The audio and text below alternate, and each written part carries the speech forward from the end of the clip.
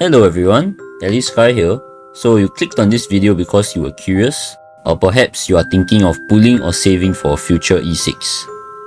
But before you do, have you ever wondered what it really feels like? No, it's not about the destroy everything in game with zero skill required. Let me tell you the real truth.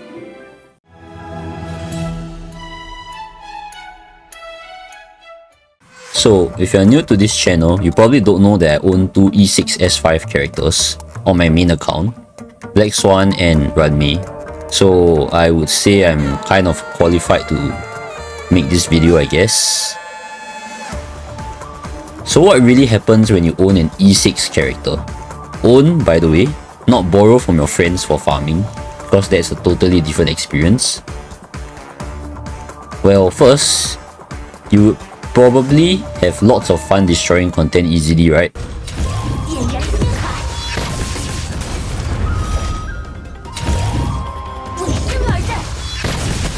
Wow, 1.2 million! No way, zero cycle! Some might even say, then what's the point of the game after that? And with that I tell you, exactly, what's the point? Well, one can argue that you really love this character so much it really does not matter, or perhaps you just never cared about the meta. Fair enough. The video can end here.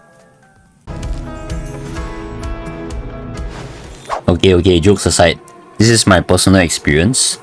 When I first got my very first E6 character, which was Black Swan, I had never cleared 36 stars MOC before. And crazy enough, even after I got a E6, I still couldn't clear. It's pretty crazy. What?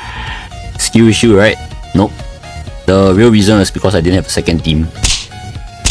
So, if you're an F2P saving for an E6, or if you're maybe a light spender, or you're thinking of whaling for one, maybe stop and think that, is it really worth it? Skipping everything? Like, right now we have a lot of good banners. So do you think it's really worth to skip everything just for that one E6 character, which I don't know what it can be. Maybe it's Casteris, I don't know. Maybe it's, I don't know, Fate Collab. And then you might find that you probably face the same problem that you already faced before pulling for them, that you still can't clear the endgame content because you skip all the characters just to get one E6 character. So that's what I experienced and felt, but not everybody's experience is going to be the same, but that's just what I'm sharing. Now the next thing is, after you get the E6, you straight away activate all the Eidolons to E6. You never experience E0 to E5. And the moment you do that, you can't go back, because you can't toggle Eidolons in this game. Not in Genshin, not in Zenless Zone 0, not in Honkai Impact. I don't know if they have Eidolons there. And not in Starrail. At least currently, I don't think any of the games have been able to, and I'm not sure if they plan to do it in the future. So basically, you will have used your character that is E6 at this power, which might cloud your perspective of how the character is like to 99% of the player base. E6 aside, this same thing can apply to even having a few Eidolons such as E2. Basically, once you activate them, there's no going back. So that's the bottom line. You can no longer look at the character's base value since you have tried them at their peak. Or is it? Well, that depends on what you choose to do. Should you feel this way? For me, I do play a lot of my other friends' accounts occasionally, and I also have a free-to-play account. So yeah, because my friends do tend to struggle with endgame content because they don't pull very smartly, which is fine. They have their own way to play. I have my own way to play. At least they have me here to help them when they get stuck. So yeah, they are basically all casual players and just pulling for their next hot wife. A lot of my friends have an E0 Black Swan compared to my E6, and I can say that after I played E6 because I never stopped to try all the eidolons in between. It is really a world of difference. Even though E6 Black Swan has no damage increase past E1, because the E6 is just basically let you stack faster. So every time you activate the Arcana, either when the enemy takes their turn or when Kafka does it, you're always doing it at high stacks. So that's why you are clearing way faster. But when you think about it, if an E1 Black Swan and an E6 Black Swan both have 50 stacks, they'll just do the same damage. So yeah, that's for Black Swan. Now for Ranmei, on the other hand, is slightly different. I started with an E0 Ranmei on my out, and then I put it on my main as well. And I have stayed E0 on both of them until I believe 2.3. That's when I put E1 on my out and I put E6 S5 on my main. So I did have quite a good amount of time playing an E0 relatable Ranmei. So you can say that the impact was not that great. And even after I got E6, I also don't feel the impact is that great, other than when you are breaking the enemy. Wow, 1.2 million! So basically how Ranmei's E6 works is you get an extra out turn, which most people solve this by running a slow Ranmei, or they just run fast and they just deal with the out not being 100% uptime. And the second thing, which is when you break, she does deal a lot of damage. But other than that, she doesn't really do much help to the team past E1. So that's why I didn't feel like it was a big deal. Also, if they are already broken or they are not broken, her E6 does nothing. She will just basically be an E0 Ranmei. But because I have E6 characters, this actually stopped me from being able to play Dot or Super Break on a, I guess you can say, a relatable level. So I kind of locked myself. I know this looks like it only affects like showcases I do, but when you do the showcase with E6, is technically, if you try and do a 0 cycle, which is what I've been doing before, is technically an invalid run, at least in the eyes of many people, because it's an E6. So my one regret is not that I regret getting E6, but the regret, at least for Black Swan, is not trying E0 to E5 before I click all the way to E6. So if you do plan to get an E6 in the future, either by saving or if you're gonna wheel, I would suggest, before you pull the trigger of no return, maybe you want to try them at lower eidolons first just to experience. But this is just my suggestion. So with that being said, I'm kind of glad I do have an F2P account to experience the game without spending. I don't expect any of you guys to do the same because it is a waste of time actually.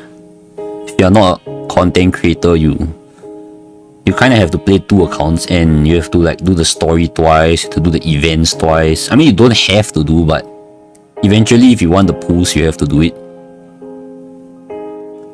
But yeah, experiencing both sides of the player base is truly an eye-opener, and it has really gotten me to love the game more. When I found the game too easy back before HP inflation, my F2P account is there to pull me down right back to earth, and with it a true challenge, which is, well, clearing with all E0 S0 characters mostly, except Ranmei. I got an E1 on that account. With that, I can kind of say that I am a player that's not just carried by their wallet, but I also have plenty of experience without the wallet.